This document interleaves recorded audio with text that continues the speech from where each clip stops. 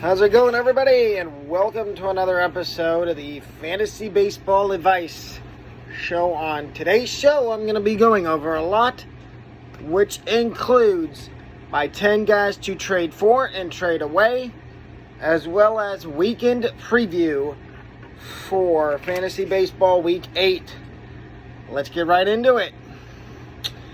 First up, we have my 10 guys to trade for. Number 10 is Matt Olson. It seems like Matt Olson is starting to turn a corner and figure some things out in terms of his hitting. And I think he's about to go on a big power surge and hit a bunch of home runs and drive in a bunch of runs and walk a lot. I would advise to go out and trade Matt Olson. If you have a hitter on your bench or a pitcher that you're not using, I would put them in a deal for Matt Olson. Number 9 on my list of guys to trade for is Diamondbacks outfielder Corbin Carroll. I know he started off the season slow, but it seems like Mr. Corbin Carroll is starting to figure some stuff out. And that being his hitting. He is starting to figure out his hitting, and I think he's in for a big rest of the season. In my rankings that I have not published and finished yet for the outfield, he's in my top 5 for outfielders. In all leagues, I think, like I said, he's about to have a big rest of the season, stolen base wise, home run wise, batting average wise. I would go out and I would trade for Corbin Carroll right now. At number 8 is Brewers outfield prospect Jackson Chourio. I know he's been struggling of late, but I feel like rookies, it takes a couple months for them to get their feet under them in the big leagues.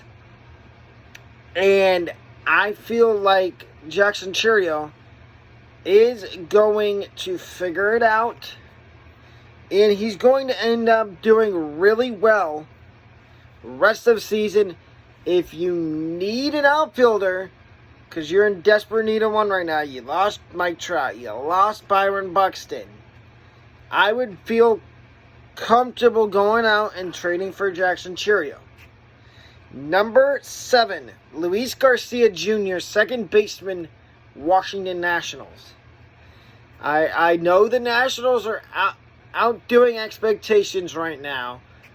And their offense is sneaky good. I don't know what it is. Their offense is sneaky good. Whether it's Keibert Ruiz, Luis Garcia, who I'm obviously talking about right now.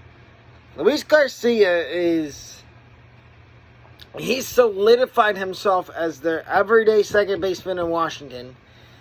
Even when Brady House comes up later this year, which I would stash Brady House because and James Wood, because the Nationals are going to start calling up their prospects at some point.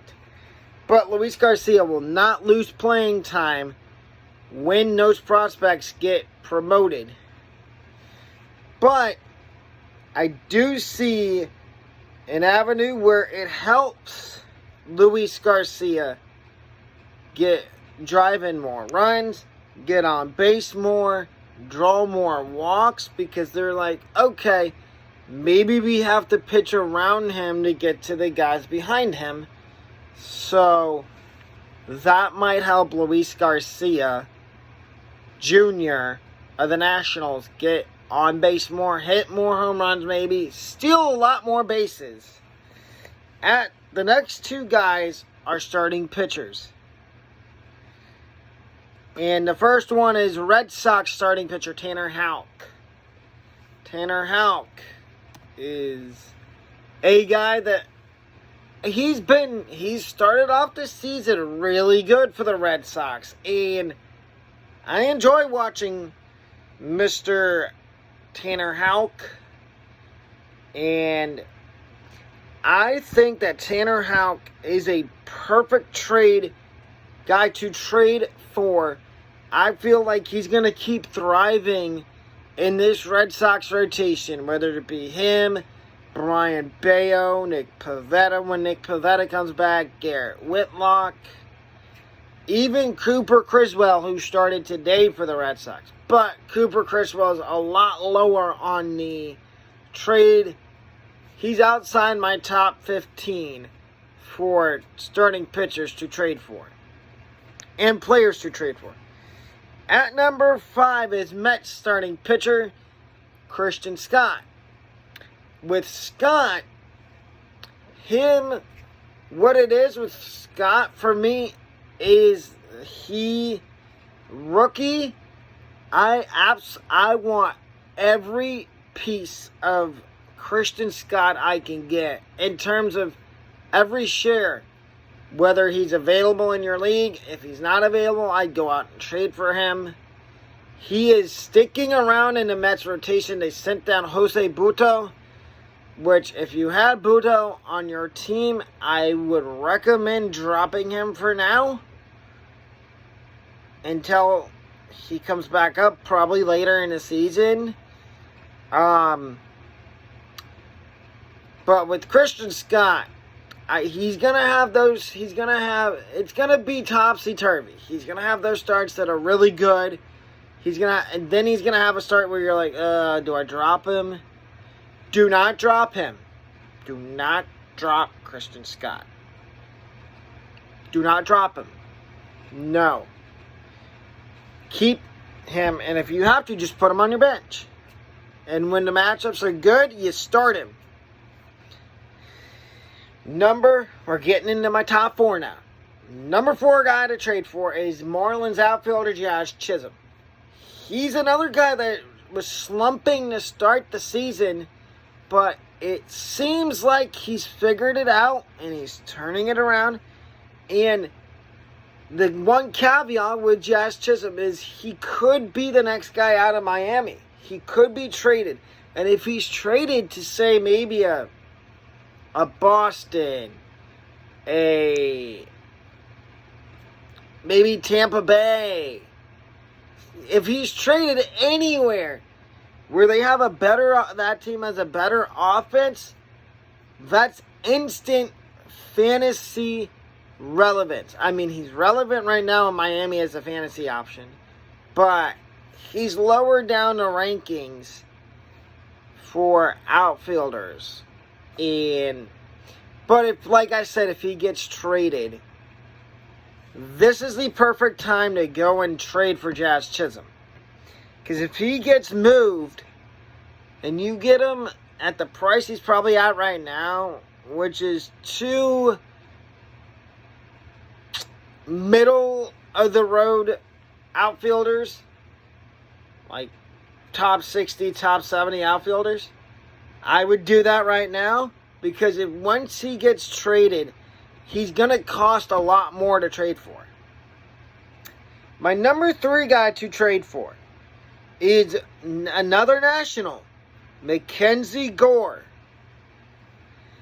He's having, I'm going to coin the phrase here, he's having a semi-breakout season. If this continues, I'm going to say it's a full-on breakout, and I would absolutely be thrilled to go out and acquire Mackenzie Gore at the price he's probably at right now. Because everybody's like, oh, they're probably going to sell high on him because they don't want to take the chance of him having a blow-up start, and they're like, oh, you can't get nothing for him now since he had a blow-up start. And so then what happens is you end up losing out on value if you don't trade him before he has that blow-up start, which he will eventually have that blow-up start. We just don't know when it's going to be. At number 2 is Tigers' second baseman Colt Keith. Yes, I know he's kind of in a platoon right now. But I feel like he's figuring some stuff out. And he's going to turn the corner sooner or later. And he's going to be a guy you want to be a daily fixture in your fantasy baseball lineup. And I feel like he's somebody I would want in my fantasy baseball lineup personally. But if you need second baseman help, because you had Brandon Lau, Zach Geloff, who's kind of struggling. Zach Geloff's another guy that I would trade for right now. I would trade.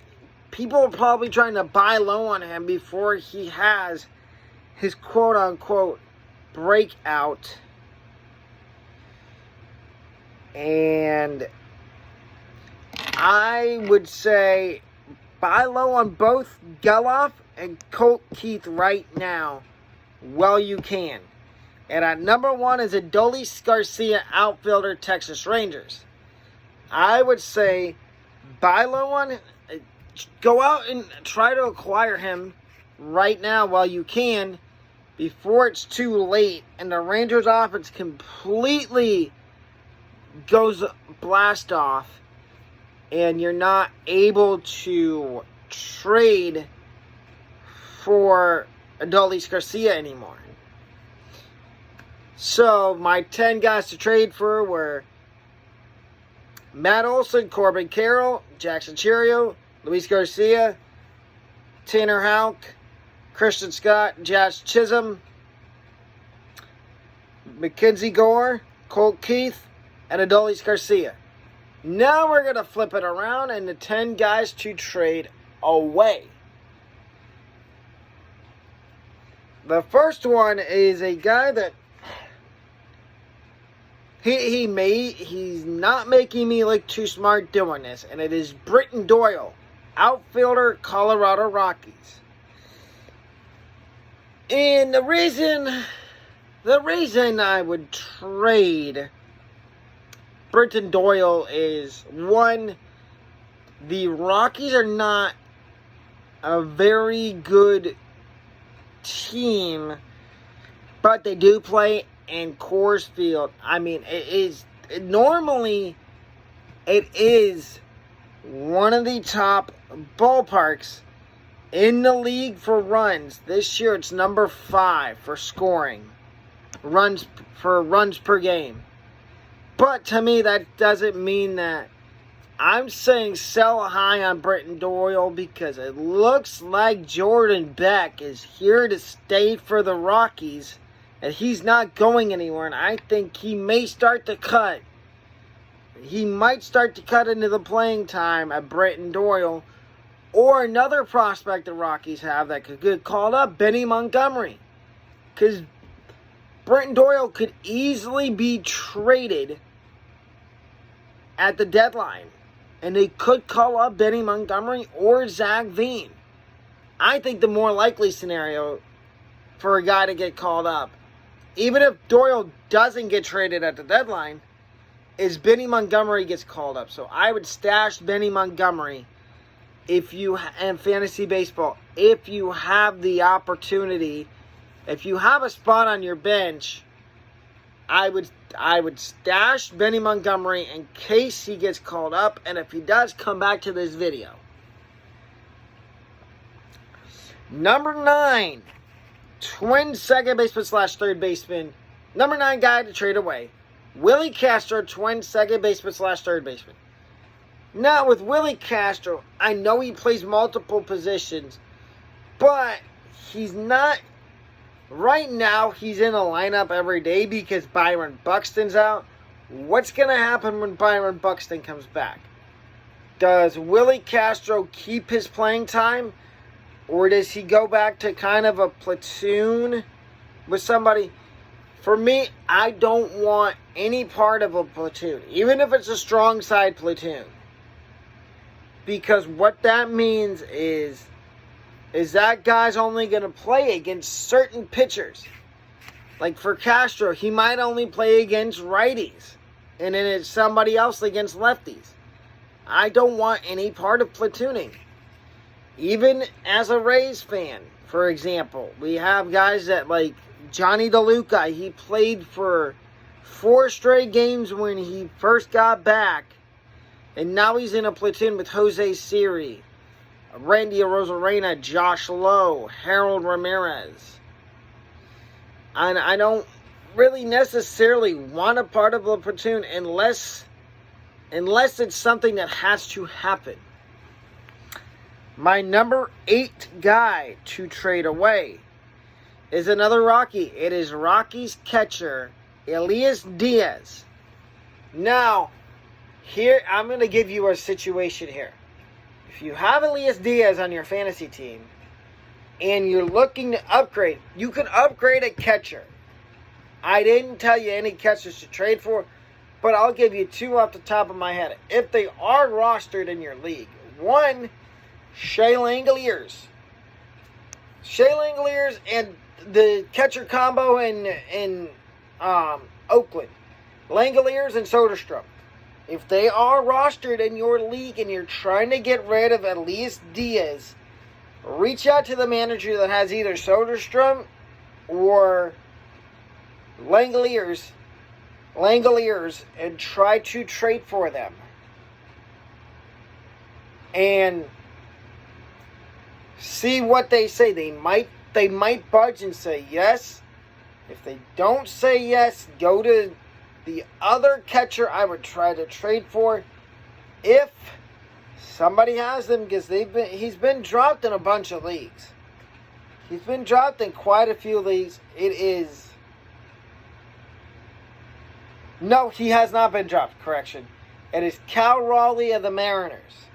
If you're trying to get rid of Diaz and upgrade a catcher, I would go to the manager that has Cal Raleigh and see what the price point is to trade for Cal Raleigh, and if he would be interested in a catcher swap of Elias Diaz for Cal Raleigh.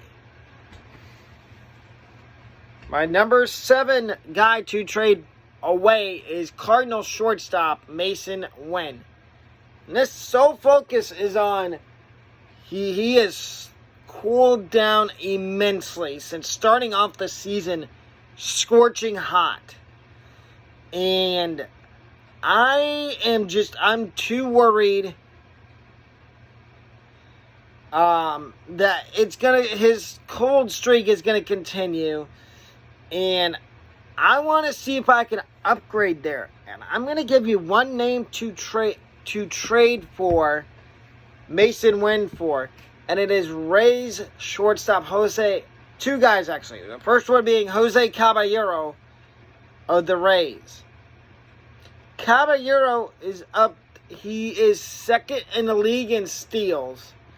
And steals is a critical part of fantasy baseball. You need steals in order to do good. And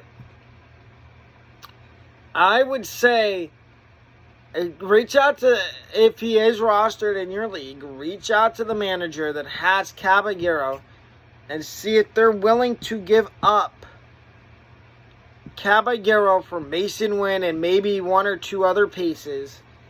Maybe do like a 2-for-1 swap where you give up Masyn Winn and a pitcher for Caballero, or a swap 2-for-2, like Caballero and a pitcher for Masyn Winn and a pitcher on the other guy's team. See if that manager that has Caballero is willing to do that. Because I can bet you he probably is.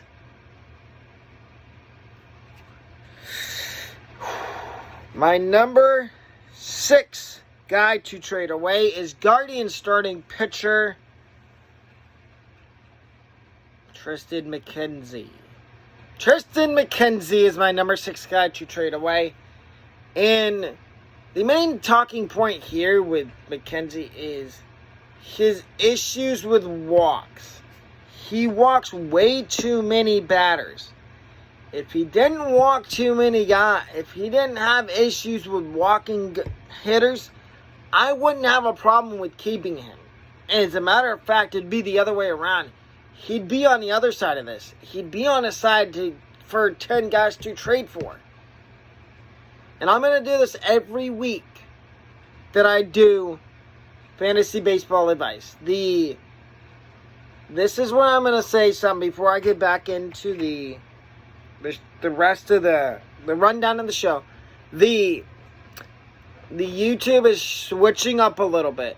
You're still going to get you're still going to get videos from me. But we're going to start doing more, I don't know what to call it yet, play-by-play for Rays games. And we're starting tomorrow at 12 o'clock is the first episode of the Colorado Rockies MLB The Show franchise. And by popular demand so far on a community poll, which I recommend voting on, so you get what you want in the franchise. So far, everybody wants 3 episodes. 2 people have voted on 3 episodes a week for the Rockies franchise. And those episodes will be every Monday night at 10 o'clock, Tuesday night at 10 o'clock, and Thursday night at 10 o'clock. So Monday, Tuesday, Thursdays.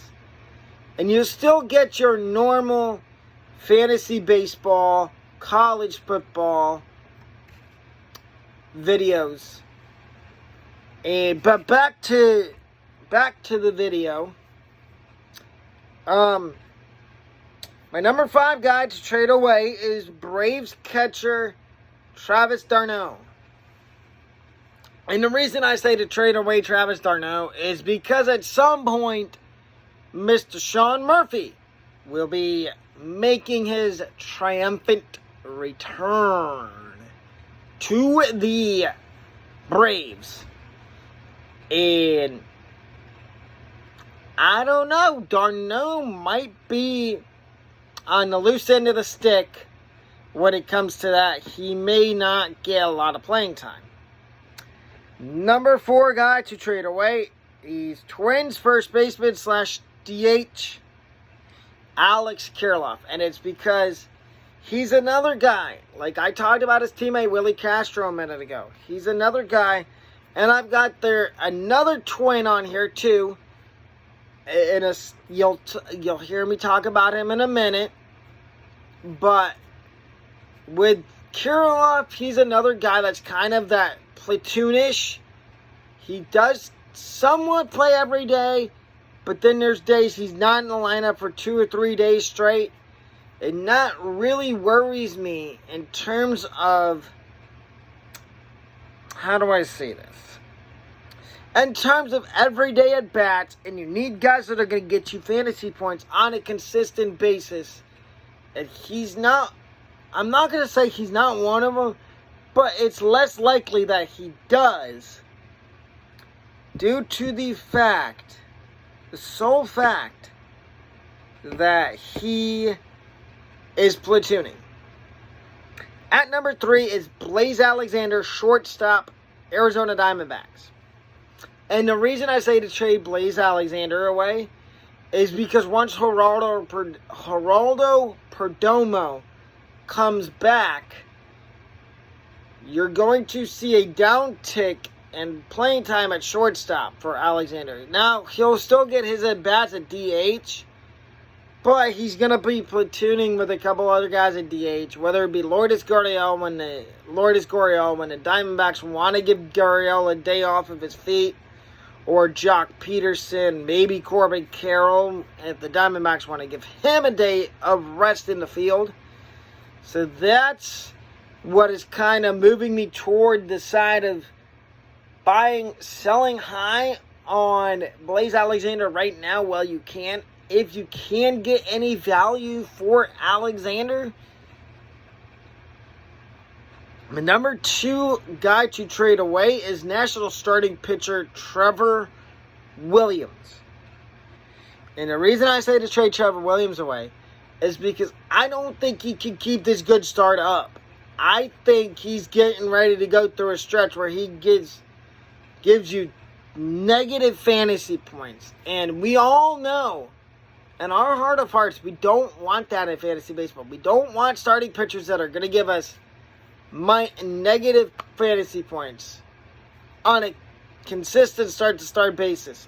And don't get me wrong, Williams has been a decent surprise to start the season, but I don't think he can keep that up. That is why I'm saying sell high on him if you can and see what you can get in return. I guarantee you there's somebody in your league, if you have Trevor Williams, there is somebody in your league that's going to overvalue him and try to give you a lot back for him. And my number one guy to trade away is Twins outfielder Max Kepler. And this is solely focused on he just went through an 11-game hitting streak that ended the other day.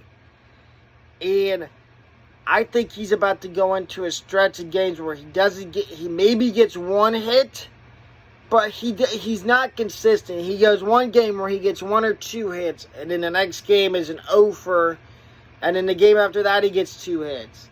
Then the game after that it's an 0-for. So up, down, and I don't know if you want those sporadic fantasy points.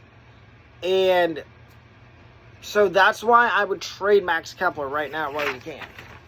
Now we get to the Week 8 Fantasy Baseball Weekend Preview. Pitchers to stream.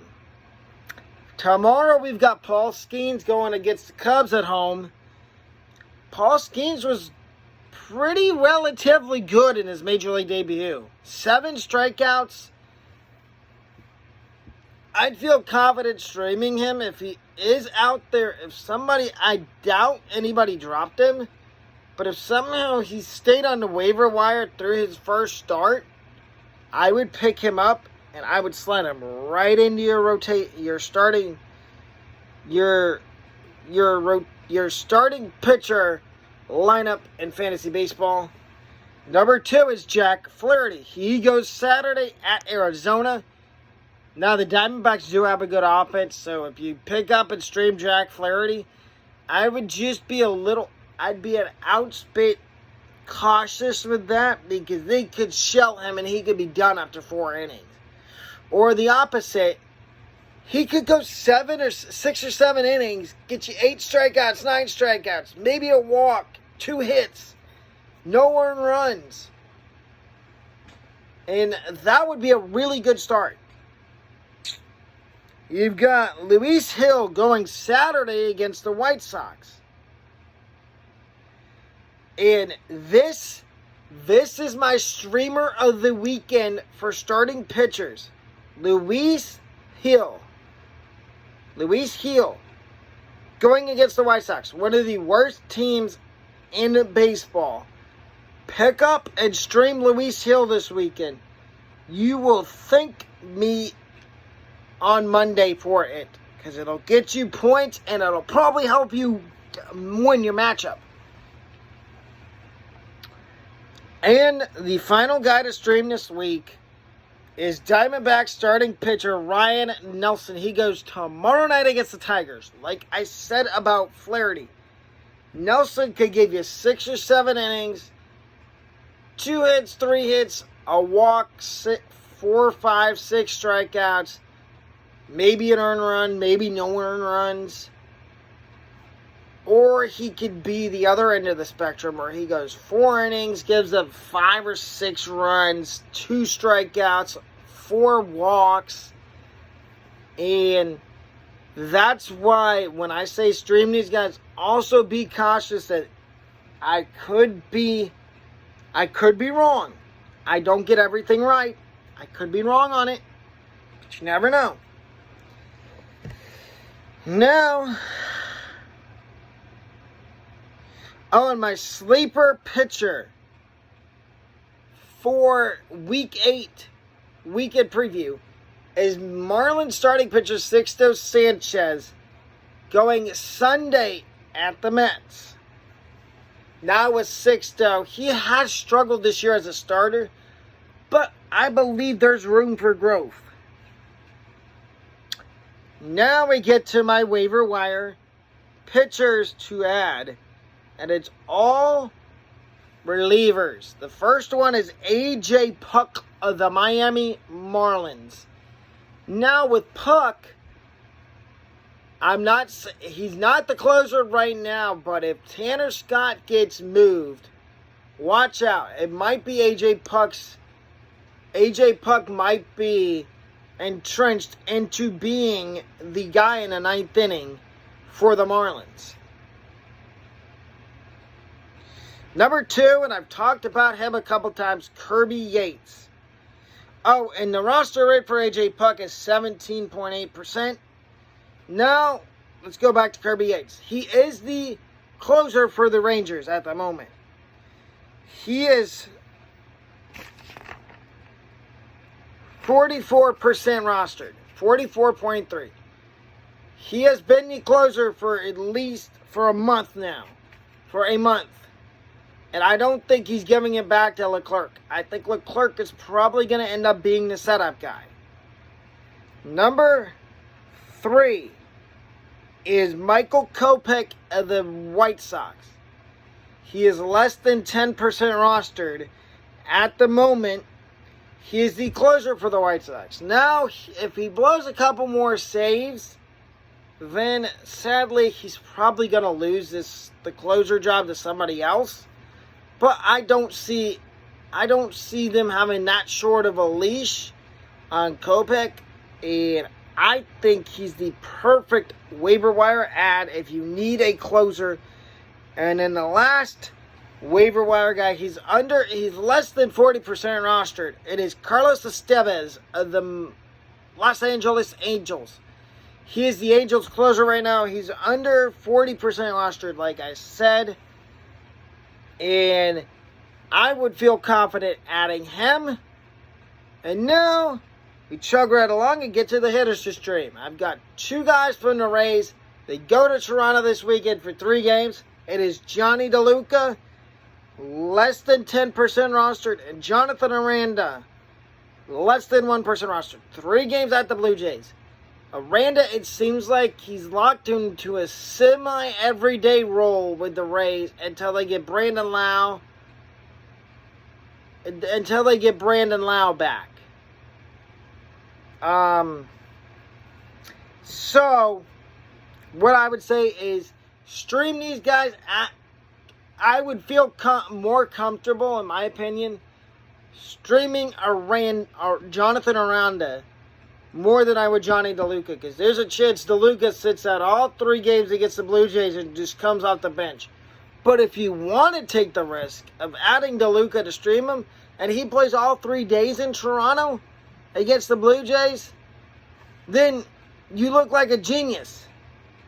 Number 2 is Athletics catcher Tyler Soderstrom. Well, he's a catcher, but he also plays a little bit of first base. Athletics catcher Tyler Soderstrom, 0.6% rostered, 3 games at Kansas City, 3 games at the Royals. Now, Soderstrom's been mashing since he was called up. I believe last time I checked his stats, he was hitting over 300. And you want a guy that's going to consistently get you hits. And I think he can do that. Next is a former Ray, Mariners outfielder / first baseman / DH, Luke Raley. Less than 5% rostered. He is under 1% rostered right now at time of recording this. He's got 3 games at the Orioles this weekend. And he mashes in Baltimore. We saw it last year with the Rays. I would feel confident and comfortable picking up Luke Raley. And the last guy to stream for hitters is Mark Vientos of the Mets. He was just recalled this week. 0.3% rostered. 3 games at Miami. Now, there's a chance Vientos only starts 1 of those 3 games because he's a third baseman, and they've also got Brett Beatty. But there's a chance the other side of the spectrum is he starts all 3 games and Beatty's on the bench. But they could have him start 1 game at third base and then the last 2 games of that series at DH. So, all these guys, I would stream them, but I would also be cautious if you choose to. And now my waiver wire hitters. And there's 4 guys on here. Number 1 is Dodgers outfielder Andy Pages. He is still playing on nearly an everyday basis for the Dodgers. And I like that for the Dodgers. And I think he needs to be, all these guys, I think they need to be added more. Whether it be Pages, Patrick Wisdom, Luis Matos, or Vidal Brujan. And because they can all hit. And you need that. But back to Pages. He can also get you stolen bases. The only thing that worries me about Pages, and he's had a good track record of it, is strikeouts. His strikeout rate is low right now. Just be cautious of that if you add him. Number 2, Patrick Wisdom, Cubs. Patrick Wisdom, he's a home run or bust. He's 3 true outcomes: home run, strikeout, or walk. And he's, most of the time, he's going to get you a home run. Half the time he'll walk, and the other half, it's a strikeout. So be careful if you add Patrick Wisdom. Number 3 is Giants outfielder Luis Matos. Now, Matos is only 8.8% rostered. He's going to play every day right now because the Giants are without Jung-Hoo Lee,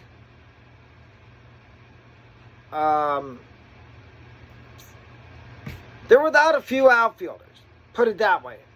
So he's going to get a lot of playing time, and so is his teammate, Elliot Ramos. So I would add both of them. And then the last guy is Marlins second baseman / shortstop, Vidal Brujan.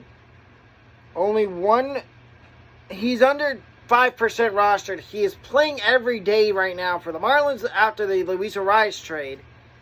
And he has speed, he can get you stolen bases. And if you haven't heard, we offer memberships here at the Sports Talk Podcast YouTube channel. And they start at 99 cents a month and end at $14.99 a month. If you're interested, click the join button on the side of the next to the subscribe button. Which, that's another thing. If you haven't subscribed, what are you doing? Subscribe to this YouTube channel. You will absolutely love the content I post. Such as September 5th through the 9th. I will be doing a live vlog for the first time from one of my college football trips. And this year it is Virginia Tech. Don't miss that. You don't want to miss it. There's going to be some special behind-the-scenes stuff going on in Blacksburg, Virginia that I'm currently working on. I will let you know more on that when it gets closer. And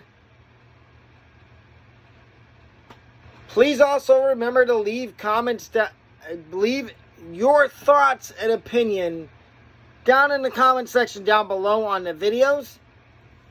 And I will see y'all on Friday at noon with Rocky's Franchise Episode 1. Please remember to vote on the community polls that I put up on YouTube. Thank you.